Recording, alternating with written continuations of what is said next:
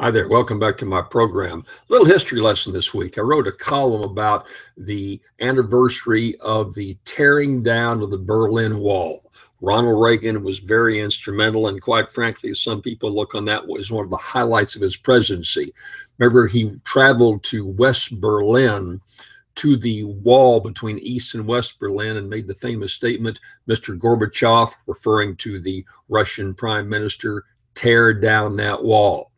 Tell you what happened after the Cold War really intensified, following really World War II, the East Germany and all of that area to the west, which made up, rather to the east, which made up Eastern Europe, was divided between the Russians taking it over and the Americans taking it over. There's a big push to divide up all that property after World War II. Well, tensions built. There was a flow back and forth between East and West Germany, but Russia decided that there were too many people from the eastern part of those European nations coming into the West, migrating. They were losing a lot of population. They built a wall right down the middle of Berlin, right down the center of the city.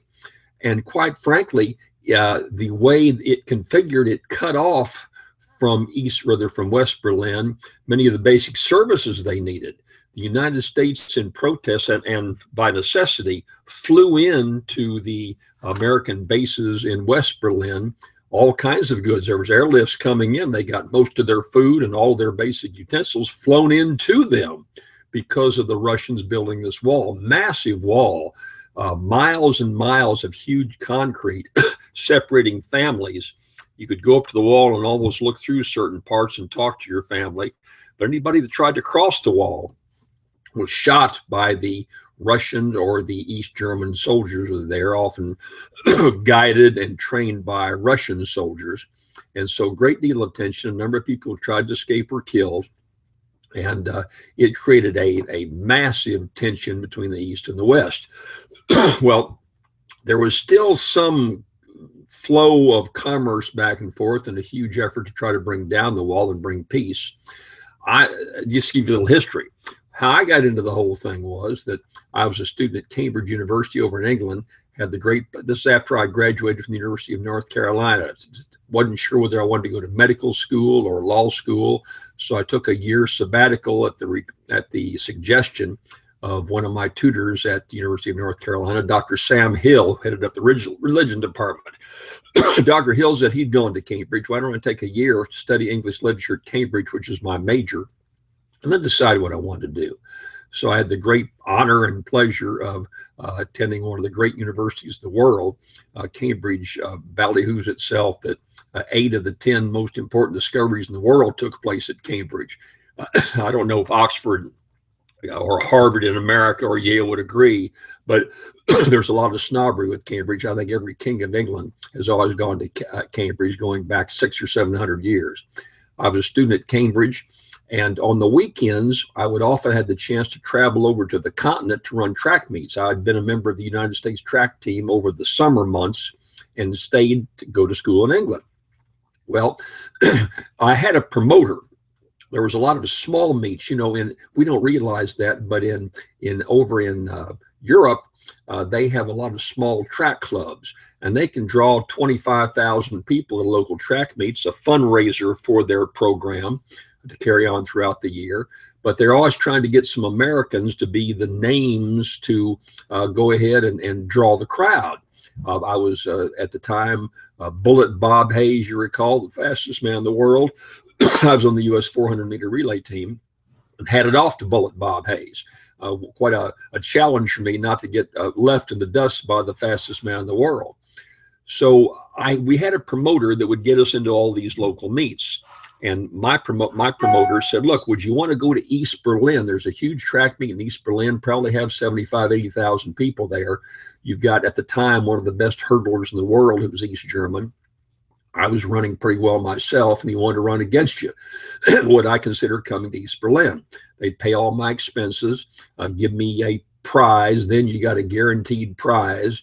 And so being a young, adventurous student, I said, hey, that sounds pretty good. I'll go run against that guy. I'd like to beat him. I'm thinking of track. I'm not thinking of international relations. So with my promoter and with my team's assurance, I took off and went to East Berlin. Had to cross over at Checkpoint Charlie, the big military location, the largest way to enter East Berlin. You had to have passports and you had to have some official business to go there. Well, I had my credentials saying I had been invited by the East Berlin country to come to run the track meet. So they let me through, went over and got ready to run the track meet. Spent several days, very bleak at the time in East Berlin, nothing like the West. And that's why, of course, so many people wanted to escape. Well, I went to the track meet. It was an evening meet. And I warmed up as I normally do, huge stadium. Like one of our football stadiums. And I went to prepare to run the track meet, I think about 7 o'clock at night. About 20 minutes before I was to run the high hurdles against these German, my promoter said, look, there's a representative of the American embassy that has to talk to you. It's very important. So he came over and we talked about it. And he said, look, you can't run this track meet. I said, why? I'm warmed up. I'm ready to go. He says, no, it would be a huge confrontation with your country. You see, America does not recognize East Berlin. If you ran and you're a member of the U.S. track team, it could cause an international incident. We just can't have you do that. Well, I was disappointed. I argued with him, but, you know, I wasn't going to go against the wishes of my country. So very reluctantly, I gathered up my sweat clothes and headed across the field to go back into the locker room, very upset. The announcer, as I was walking across the infield, people started whistling. Huge whistles came down. I didn't know what the whistles were, but I later found out that the whistling was their way of booing. That the announcer had said the American has basically was afraid of the East German and refused to run. So I was booed across the entire infield, and that made me all the more mad.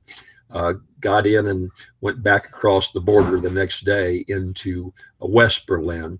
Yet there's a holding pattern, quite frankly, and that you have to go into a little room where you have to wait while they check your papers. I wrote a pretty nasty little phrase on the wall in protest that left there my mark before I went back across the border.